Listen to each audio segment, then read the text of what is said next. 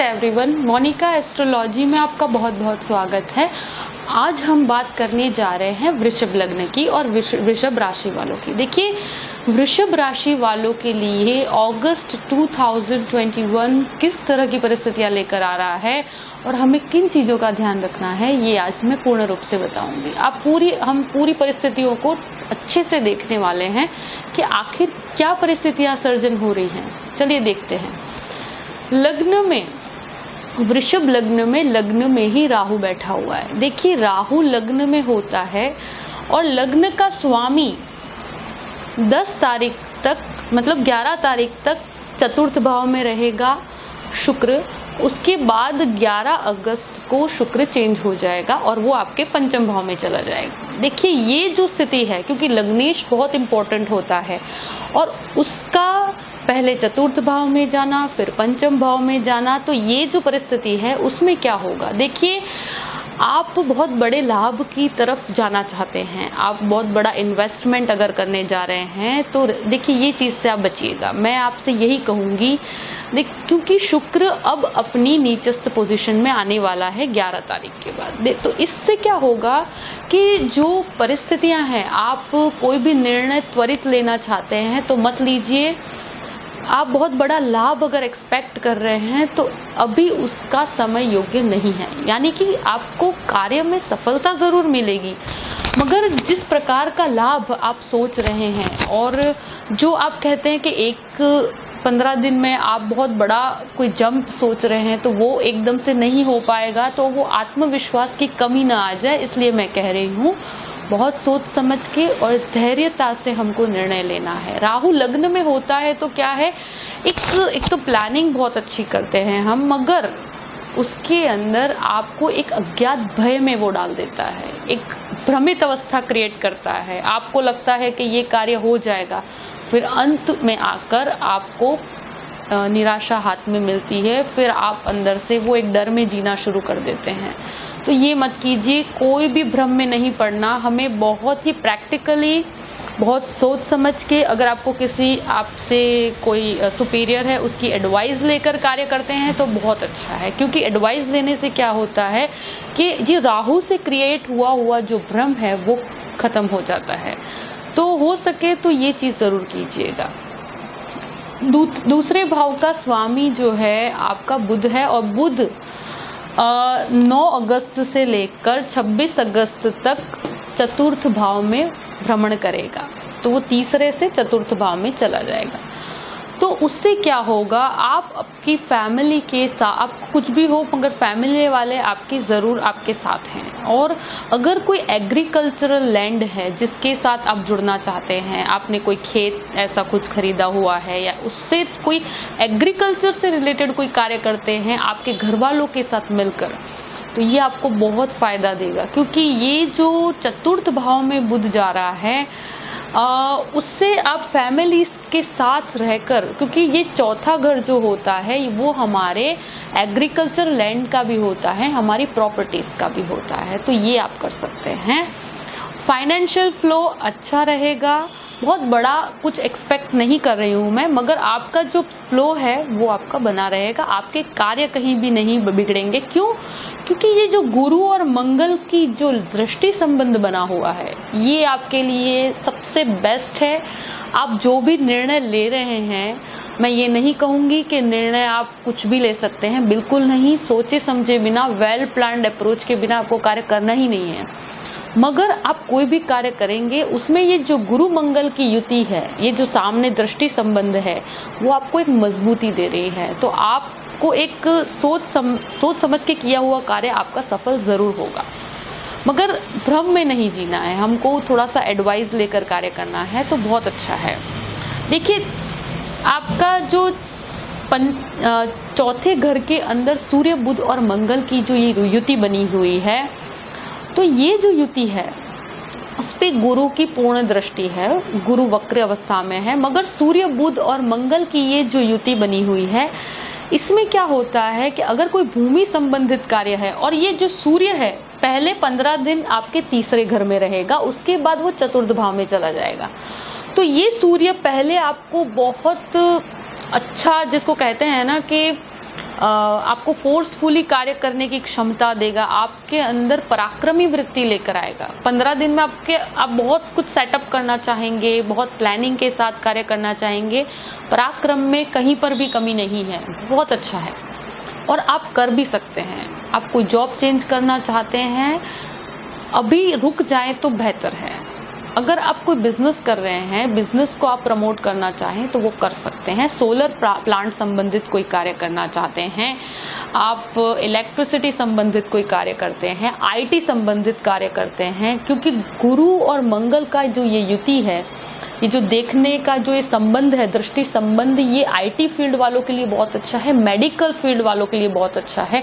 Medical से related उसकी चीजों का, दवाइयों का बिजनेस करने वालों के लिए बहुत अच्छी परिस्थिति है। मंगल आपको बहुत अच्छा ऊर्जा दे रहा है, तो ये एक विलक्षण परिस्थिति है कि ये फील्ड के लिए ये चीज बहुत कार्य करती है।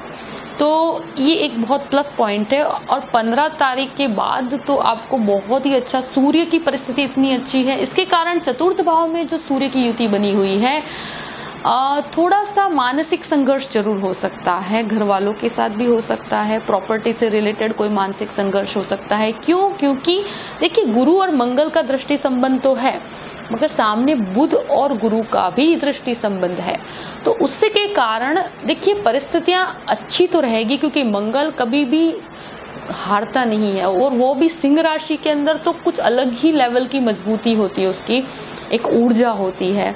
गुरु की दृष्टि पड़ने से उसके अंदर एक पॉजिटिविटी होती है।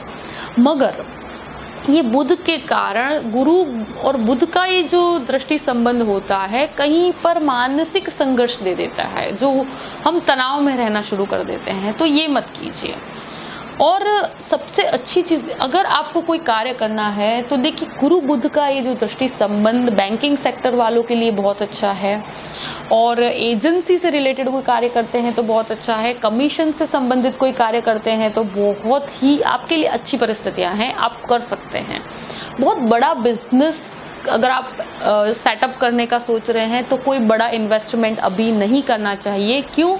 आपके लाभ बने हुए हैं, मगर ऐसी कोई विलक्षण परिस्थिति नहीं है कि आप बहुत बड़ा रिस्क ले लें, क्योंकि लग्न का स्वामी नीचस्थ पोजीशन में जा रहा है आफ्टर 11 अगस्त। तो फिर क्या है कि आपने बहुत बड़ा इन्वेस्ट कर दिया, तो आप इतना एक्सपेक्टेशन मत रखिए, आपका कार्य हो जाएगा, मगर आप ये नहीं सोच सकते कि आप मतलब सीधा बहुत ही बड़ा जंप मिल जाएगा, तो वो नहीं होगा क्योंकि लग्न का स्वामी नीचस्थ में है, तो लाभ थोड़ा धीमापन लेकर आएगा। और चतुर्थ में जो सूर्य आने के कारण हार्ट संबंधित कोई भी, माता के स्वास्थ्य के संबंधित भी आपको बहुत ध्यान रखना है। माता के स्वास्थ्य का ध्यान रखकर आपको चलना है। कोई भी चेकअप करवाना हो तो करवा लीजिएगा, और छोटा मोटा मानसिक संघर्ष हो तो कोई टेंशन वाली कोई बात नहीं। गुरु की पूर्ण दृष्टि होने के कारण आपको प्रॉपर्टी से भी बहुत सारे लाभ हो सकते हैं। आप कोई प्रॉपर्टी को बेचना चाहते हैं अगर, तो ये जो युति बनी हुई आफ्टर 15 अगस्त, ये जो सूर्य आपके चतुर्थ में आएगा और ये मंगल के साथ ये जो युति हो रही है, आपको आपकी डिजायर्ड अमाउंट मिल जाएगी और बहुत अच्छा दृष्टि संबंध है। मेरे हिसाब से प्रॉपर्टी से रिलेटेड कोई भी कार्य है वो हो जाएगा आपका और बहुत फायदा होगा। देखिए पंचम भाव में 11 अगस्त के बाद जो शुक्र आ रहा है, ये जो शुक्र है वो नीचस्थ पोजीशन के स्टूडेंट्स का जो मन है वो भटक रहा है। मन डिस्ट्रैक्ट नहीं होना चाहिए, स्टडीज पे बिल्कुल ध्यान नहीं लगेगा। आफ्टर 11 अगस्त इस चीज का बहुत ध्यान रखना है, कोई भी गलत संगत में नहीं पड़ना है और कोई भी ऐसी कोई मित्रता में मत पड़ जाइएगा जो आपके कार्य को डिस्टर्ब करे। यानी कि आप कोई ऐसे प्रेम संबंध में मत पड़ जाइएगा, क्योंकि ये एक भ्रमित अवस्था होगी। आप जो लॉयल्टी के साथ जिस तरह का स्टूडेंट्स का भटकाव होने की पूर्ण शक्यता है, ये मुझे दिख रहा है और ये आपको नहीं करना है, क्योंकि हमें स्टडीज पे ध्यान देना बहुत जरूरी है। क्योंकि ये जो मेडिकल है, ये सब फील्ड के अंदर आप जा रहे हैं और अगर प्रॉपर आप उस पर ध्यान नहीं देंगे तो आपका बहुत नुकसान हो सकता है। इसलिए स्टडीज पे ध्यान देना बहुत जरूरी है। अगर कोई संतान है आपकी, संतान के साथ किसी भी प्रकार के विवाद में मत पड़िएगा। विचार मतभेद हो सकते हैं, बोलकर आप बच्चों के साथ, आपके साथ बोलचाल हो सकती है, क्योंकि शुक्र जो है नीचस्थ पोजीशन में है। इसके कारण से आप बच्चों को लेकर काफ़ी डिस्टर्ब रहेंगे। क्यों? क्योंकि उनके विचारों के साथ आपके विचार नहीं मिल पाएंगे और बोलचाल हो सकती है, क्योंकि शुक्र नीच का है। आफ्टर 11 अगस्त थोड़ा ध्यान रखिएगा और हो सके तो थोड़ा सा धैर्यता से आप प्रेम से समझाने की कोशिश कीजिएगा, क्योंकि अब क्या है, बच्चों के स्थान से ये पास हो रहा है, तो डिस्टर्ब मत होइए। ये एक बहुत ही टेम्पररी फेज है, निकल जाएगा। आपको बहुत ही शांति से कार्य करना है।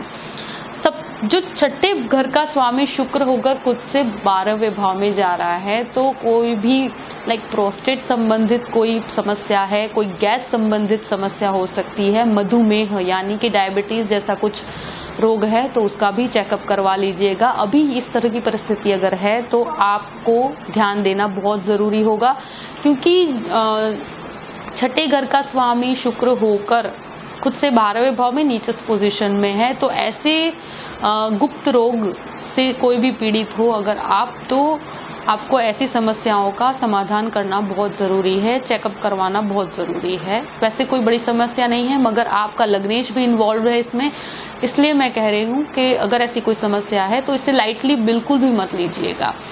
आपके शत्रु आप पे हावी नहीं हो पाएंगे। क्यों? क्योंकि शनि की पूर्ण दृष्टि बनी हुई है छठे घर पर, गुरु की भी पूर्ण दृष्टि बनी हुई है छठे घर पर, तो एक पैरेलल इनकम होगी आपकी। आपका लोन अगर लेने की इच्छा है तो अभी रुक जाइए, इस तरह का कोई लोन के प्रति अभी मत जाइए। मगर अगर कोई शत्रु है, कोई ऐसा लीगल इश्यू चल रहा है, तो वो आप पे बिल्कुल हावी नहीं हो पाएगा। अभी स्थिर परिस्थिति है, क्योंकि गुरु मंगल का जो योग है वो आपको मजबूती दे रहा है, और ये शनि की दृष्टि जो पड़ रही है आपके छठे भाव पर, तो कोई शत्रु आप पर हावी नहीं हो पाएगा। वो आपको मैं 100% कह सकती हूँ। अब अभी कोई भी अगर बिजनेस पार्टनरशिप में है तो देखिए, पार्टनर के साथ कोई भी नया कोई कार्य शुरू मत कीजिए। जो अभी परिस्थिति है उसको लेकर चलना है, कोई बड़ा इन्वेस्टमेंट अभी नहीं करना है। पत्नी के साथ के संबंध को आपको खराब नहीं होने देना है। ऐसे कोई बड़ी परिस्थिति नहीं होगी, मगर तो भी बोलचाल की कोई परिस्थिति हो तो उसे संभाल लीजिएगा। क्यों? क्योंकि केतु अभी जो आपके सप्तम भाव में है, तो कहीं ना कहीं थोड़े बहुत मनमुटाव हो सकते हैं। ऐसी कोई परिस्थिति डरने वाली नहीं है, मगर थोड़ा सा अग्रेशन की तरफ आप जा सकते हैं, तो थोड़ा सा सेटिस्फैक्शन की तरफ जाइए। ज़्यादा ऊर्जा होने के कारण मानसिक संघर्ष न हो, इसका आपको ध्यान रखना है।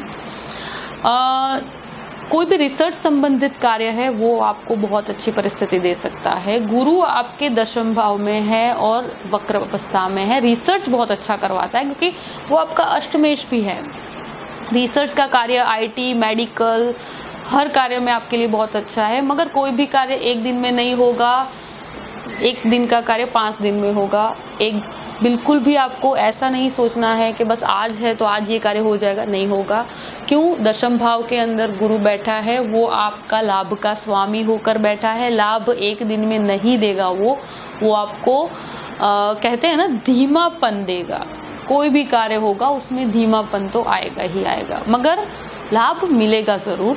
कहते हैं ना कि होगा जरूर, मगर धीरे होगा। आपको जो त्वरित चाहिए वो नहीं होगा, क्योंकि कुछ परिस्थितियों के कारण वक्री ग्रहों में इस तरह की परिस्थिति होती ही है, और वो कोई भी टेस्ट किए बिना आपको कोई भी आपका कार्य एक दिन में नहीं होने देंगे। मगर आपको रिसर्च, और आपको जो कहते हैं ना, कोई भी चीज़ के अंदर एंड तक आप जा पाएंगे, उसका रिसर्च कर पाएंगे, और आपके अंदर वो विलक्षणता जो कहते हैं ना, उसका डेवलपमेंट ये वक्री ग्रहों से ही होता है। आपके कार्य में आप बहुत ही स्पेसिफिक हो पाएंगे, तो ये भी बहुत एक अच्छी परिस्थिति है।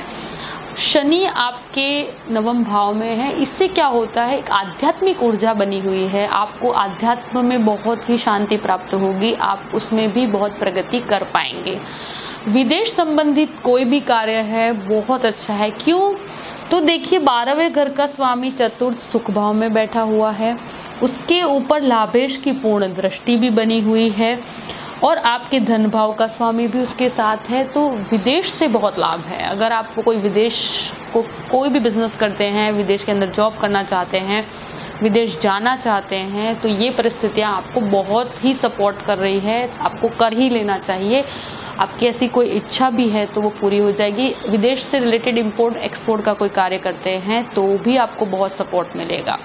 ओवरऑल परिस्थिति बहुत अच्छी है। जो जो मैंने पॉइंट्स बताए हैं इसका आपको बहुत ध्यान रखना है। अगर आपका चंद्र 6, 8, 12 में है, आपको कुछ रेमेडीज बताना चाहूंगी। ओवरऑल मैंने देख लिया है, आपको सारी परिस्थितियों का मैंने पूर्ण रूप से बता भी दिया है।